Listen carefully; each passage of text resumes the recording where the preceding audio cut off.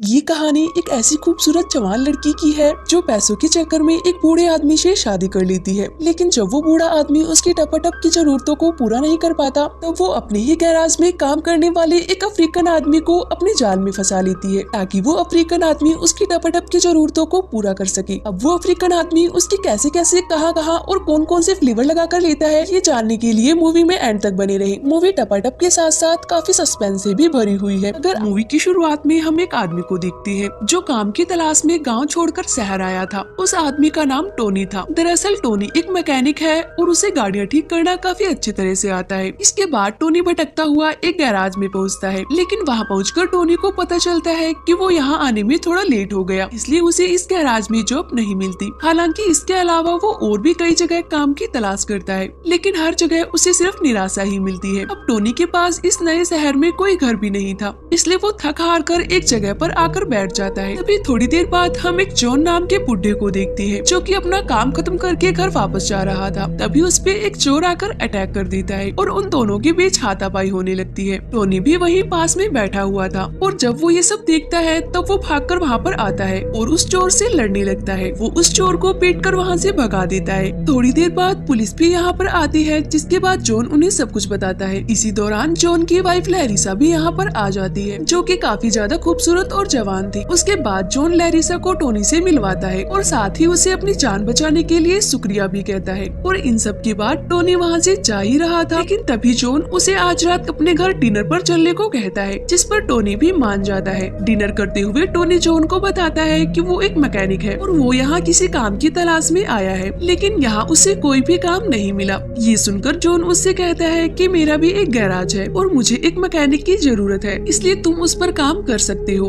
अब टोनी को भी काम की जरूरत थी, इसलिए वो तुरंत इस काम को करने के लिए मान जाता है। अगले दिन जॉन टोनी को अपना गैराज दिखाता है और उसे उसका काम बताता है। वो टोनी को एक कार भी दिखाता है जिस पर वो फिलहाल काम कर रहा था। दरअसल जॉन इस कार को अपनी बीवी लैरिसा के लिए बना रहा था, लेकिन उसे कार का कार्बोरेटर नहीं मिल रहा था, तो वो टोनी को इस कार का कार्बोरेटर ढूंढने को कहता है। अब टोनी काफी मन लगाकर गैराज में काम करने लगता है, लेकिन इसी दौरान हम नोटिस करते हैं कि लैरिसा चुपके से टोनी को देख रही है। ये सारी बात टोनी भी नोटिस करता है और वो समझ जाता है कि लैरिसा उससे काफी अट्रैक्ट हो रही है और अब उसे एक जवान और बड़े औजार की जरूरत है। ये सब सोचकर अब वो भी लैरिसा को गंदी नजरों से घूरने लगता है। अब ये सिलसिला कई दिनों तक ऐसे ही चलता है और एक दिन लैरिसा टोनी के पास आकर उससे कहती है कि तुम्हें मुझे ऐसे घूरना बंद करना होगा, नहीं तो मैं तुम्हें काम से निकाल दूंगी। ये सब सुनकर टोनी को कोई भी फर्क नहीं पड़ता और वो लैरिसा के पास आकर उससे कहता है तुम इतनी हॉट और जवान हो तो तुमने इस ढीले हथियार वाले बुड्ढे से शादी क्यों की? तब लैरिसा टोनी से कहती है कि हम दोनों एक दूसरे से बहुत प्यार करते हैं, इसलिए हमने एक दूसरे से शादी की। लैरिसा अब फिर से टोनी को वार्निंग देती है कि वो अब दोबारा उसे गंदी नजरों से ना देखे। ये कहकर वो वहाँ से चली जाती है, लेकिन टोनी अब लैरिसा की लेने का मन बना लेता है, इसलिए वो उसे घूरना बंद नहीं करता। और अब लैरिसा को देख हम ये जान पाते हैं कि लैरिसा भी ये सब कुछ एंजॉय कर रही है। एक दिन जब जॉन और टोनी बैठकर ड्रिंक कर रहे थे, तब टोनी बर्फ लेने के लिए किचन में जाता है। यहाँ लैरिसा भी होती है। लैरिसा को देखकर टोनी उसके करीब आने लगता है और इस बार लैरिसा भी उसे नहीं रोकती। फिर टोनी उसके साथ खूब टपाटप करता है। अगले दिन जब जॉन गैराज में आता है तो टोनी उसे बताता है कि उसने कार का कार्बोरेटर ढूंढ लिया है। ये सुनकर जॉन बहुत खुश हो जाता है और जल्दी से कार का कार्बोरेटर लेने के लिए वहाँ से निकल पड़ता है। जॉन के वहाँ से जाते ही लैरिसा टोनी के करीब आ जाती है और फिर ये दोनों मिलकर खूब टपाटप करते हैं। अब यहीं से इनका अफेयर चालू हो जाता है। थोड़ी देर बाद जॉन घर आता है और वो उस कार को ठीक करके ड्राइव करने के लिए लेकर जाता है। तब लैरिसा टोनी से कहती है कि हमारे बीच जो कुछ भी हुआ वो एक गलती थी और ये गलती हम फिर से नहीं दोहराएंगे, क्योंकि मैं अपने पति को धोखा नहीं देना चाहती। अब उसी रात जब जॉन और टोनी बैठकर ड्रिंक कर रहे थे, तब जॉन इतना ज्यादा पी लेता है कि वो वहीं पर बेहोश हो जाता है। इसी मौके का फायदा उठाकर टोनी लैरिसा के रूम में आ जाता है और ये दोनों फिर से जमकर टपाटप करने लगती है। ये सब हो जाने के बाद लैरिसा टोनी से कहती है कि अगर मेरे पास बहुत सारे पैसे होते तो मैं अपनी पूरी जिंदगी तुम्हारे साथ बिताती। अगले दिन जॉन टोनी को लेकर एक ग्राउंड में जाता है और कहता है कि ये जमीन मेरी है और जल्द ही इसकी कीमत बहुत ज्यादा होने वाली है, क्योंकि यहाँ पर अगले 6 महीने में एक हाईवे निकलने वाला है। जॉन टोनी को अपना प्लान बताता है कि मैं यहाँ पर एक रेसिंग स्टेडियम खोलने वाला हूँ जिससे मैं बहुत पैसे कमाऊंगा। इसके अगले दिन टोनी लैरिसा को भी वहीं उसी ग्राउंड पर लेकर आता है और उसे जॉन का पूरा प्लान बताता है। ये सुन लैरिसा लैरिसा टोनी से कहती है कि अगर हमें साथ रहना है तो जॉन को हमें अपने रास्ते से हटाना होगा। ये सुन टोनी हैरान रह जाता है क्योंकि लैरिसा उसे जॉन को मारने के लिए कह रही थी, इसलिए वो इस बात से साफ मना कर देता है। अगले दिन जब जॉन लैरिसा को अपने स्टेडियम का मैप दिखा रहा था तब लैरिसा उसके गले लग जाती है और ये सब देखकर टोनी को बहुत गुस्सा आता है क्योंकि वो भी अब उसे चाहने लगा था। उसी रात वो लैरिसा के पास जाता है लेकिन लैरिसा उससे कहती है कि हमें ये सब करना बंद करना होगा और मैं ये सब तब तक नहीं कर सकती जब तक मेरे पति जिंदा है। ये सुन टोनी को एहसास हो जाता है कि अगर उसे लैरिसा के साथ रहना है तो उसे जॉन को अपने रास्ते से हटाना होगा। अब अगले दिन टोनी लैरिसा को गैराज में लेकर आता है और ये दोनों यहाँ पर प्लानिंग बनाते हैं कि वो लोग जॉन को कैसे मारेंगे। फिर टोनी उसे अपना प्लान बताता है लेकिन यहाँ पर लैरिसा टोनी की बात नहीं मानती, पर टोनी उसे कहता है कि ये सब करने के बाद सबको लगेगा कि जॉन की मौत सिर्फ एक एक्सीडेंट था। लैरिसा भी इस बात के लिए मान जाती है क्योंकि उसे भी अपनी बोरिंग जिंदगी से छुटकारा पाना था। अब पूरी रात टोनी अपने इस प्लान के बारे में ही सोचने लगता है। इस बात को लेकर वो काफी ज्यादा परेशान हो जाता है लेकिन अब उसके पास ये सब करने के अलावा कोई और रास्ता नहीं था। इसके अगले दिन ही ये लोग अपने प्लान को अंजाम देते हैं। गैराज में जब जॉन गाड़ी के नीचे काम कर रहा था तभी वहाँ लैरिसा आ जाती है और लीवर को खींच देती है जिसकी वजह से गाड़ी जॉन के ऊपर गिर जाती है और उसकी वहीं पर मौत हो जाती है। फिर टोनी लैरिसा से सुपरमार्केट जाने को कहता है और कहता है कि आगे की सारी चीजें मैं संभाल लूंगा। यहाँ पर लैरिसा की हील में भी खून लग गया था इसलिए वो अपनी हील को सुपरमार्केट जाने वाले रास्ते में ही फेंक देती है। अब लैरिसा सुपरमार्केट में थोड़ी देर रहती है जिसके बाद उसे पुलिस का कॉल आता है। घर आने पर लैरिसा वहाँ पर डिटेक्टिव करण को देखती है जो कि उसे बताते हैं कि जॉन की एक्सीडेंट में मौत हो गई है। ये बात सुनकर लैरिसा रोने का नाटक करने लगती है ताकि डिटेक्टिव को उस पर कोई शक ना हो। अगले सीन में हम डिटेक्टिव करण को अपने एक पार्टनर के साथ बात करते हुए देखते हैं। दरअसल डिटेक्टिव को थोड़ा थोड़ा लैरिसा और टोनी पर शक हो रहा था और उसे लग रहा था कि उन दोनों ने ही मिलकर जॉन को मारा है, पर उनके पास इसका कोई सबूत नहीं था इसलिए वो कोई भी कदम नहीं उठाते। इधर टोनी और लैरिसा मिलकर उस हील्स को ढूंढ लेते हैं जिसमें जॉन का खून लगा हुआ था और वो तुरंत ही उन हील्स को जला देते हैं। थोड़ी देर बाद पुलिस आसपास छानबीन करने के लिए आती है लेकिन क्योंकि इन दोनों ने सभी सबूतों को मिटा दिया था इसलिए उन्हें कुछ भी नहीं मिलता। इसके अगले दिन डिटेक्टिव टोनी से पूछताछ करने के लिए आते हैं। तब टोनी बताता है कि गैराज का लीवर काफी पुराना है, इस वजह से वो टूट गया और जॉन की मौत हो गई। डिटेक्टिव को टोनी के इस बयान पर यकीन नहीं होता इसलिए वो उस पर चुपचाप से नजर रखने लगता है। ऐसे ही कुछ दिन बीत जाते हैं और एक दिन डिटेक्टिव लैरिसा को कॉल करके कहते हैं कि कल सुबह तुम्हें और टोनी को पूछताछ के तौर पर पुलिस स्टेशन आना होगा। अगली सुबह जब ये दोनों पुलिस स्टेशन के लिए निकलते हैं तभी डिटेक्टिव लैरिसा के घर आकर वहाँ की तलाशी लेने लगते हैं। कुछ देर बाद डिटेक्टिव फिर से टोनी से मिलता है और टोनी को बताता है कि जॉन की मौत ट्रैक्टर के एक बार गिरने से नहीं बल्कि 2 बार गिरने की वजह से हुई थी। इस बात पर टोनी साफ इनकार कर देता है और वो कहता है कि मुझे कुछ भी ठीक से याद नहीं है, जिसके बाद डिटेक्टिव उन्हें छोड़ देता है। आगे जब टोनी और लैरिसा घर जा रहे थे तब लैरिसा बहुत डरी हुई थी और उसे लग रहा था कि वो दोनों पकड़े जाएंगे, लेकिन टोनी उसे संभालता है और दिलासा देता है कि ऐसा कुछ भी नहीं होने वाला। यहाँ पर लैरिसा टोनी को एक गुड न्यूज देती है कि वो टोनी के बच्चे की माँ बनने वाली है, जिसे सुनकर टोनी बहुत खुश हो जाता है। उसी रात टोनी इसके बारे में काफी ज्यादा सोचता है और आखिरकार वो अगले दिन बिना लैरिसा को बताए पुलिस स्टेशन जाता है और इस बात को एक्सेप्ट कर लेता है कि उसी ने जॉन को मारा है और इसमें लैरिसा की कोई भी गलती नहीं है। इधर जब लैरिसा की आँख खुलती है तो उसे एक लेटर मिलता है जिसमें टोनी ने लिखा था कि जब मेरा जन्म हुआ तब मेरे माँ बाप भी जेल में थे और मैं नहीं चाहता कि हमारा बच्चा भी जेल में पैदा हो, इसलिए मैं खुद को पुलिस के हवाले कर रहा हूँ। ऐसे ही कई महीने बीत जाते हैं और अब जॉन का स्टेडियम भी बनकर तैयार हो गया था जिसे लैरिसा ही संभाल रही थी। ये बिजनेस काफी सक्सेसफुल हो गया था जिस वजह से लैरिसा काफी पैसे छाप रही थी। दूसरी ओर टोनी अभी भी जेल में था और लैरिसा उसे अक्सर उसके बच्चे की फोटो भेजती थी, जिसे देखकर टोनी मन ही मन बहुत खुश होता था। आगे हम लैरिसा को देख पाते हैं जो अपने ऑफिस में बैठी हुई थी और वो अपने असिस्टेंट से उसके बच्चे की फोटोज ले रही थी। यहाँ पर हमें कहानी का सबसे बड़ा सस्पेंस पता चलता है कि लैरिसा कभी प्रेग्नेंट हुई ही नहीं थी और ना ही उसका कोई बच्चा हुआ था। जो फोटोज वो टोनी को भेज रही थी वो उसकी नहीं बल्कि उसके असिस्टेंट के बच्चे की फोटो थी, यानी कि अभी तक मूवी में जो कुछ भी हुआ वो सारा लैरिसा का ही प्लान था। साथ ही हम लैरिसा के साथ एक लड़के को भी देख पाते हैं और ये वही लड़का था जिसने मूवी की स्टार्ट में जॉन पर हमला किया था। दरअसल लैरिसा और इस लड़के का बहुत समय से अफेयर चल रहा था और मूवी के स्टार्ट में ये लड़का जॉन को मारने ही वाला था कि तभी टोनी बीच में आ गया, जिससे इन दोनों का पूरा प्लान चौपट हो गया। इसीलिए लैरिसा ने एक नया प्लान बनाया जिससे आज जॉन मर चुका है और लैरिसा को उसकी पूरी संपत्ति भी मिल गई है। मूवी के एंड में हम टोनी को देखते हैं जिसे पुलिस वाले जॉन को मारने के जुर्म में फांसी देने के लिए लेकर जा रहे थे और इसी सीन के साथ ही मूवी एंड हो जाती है।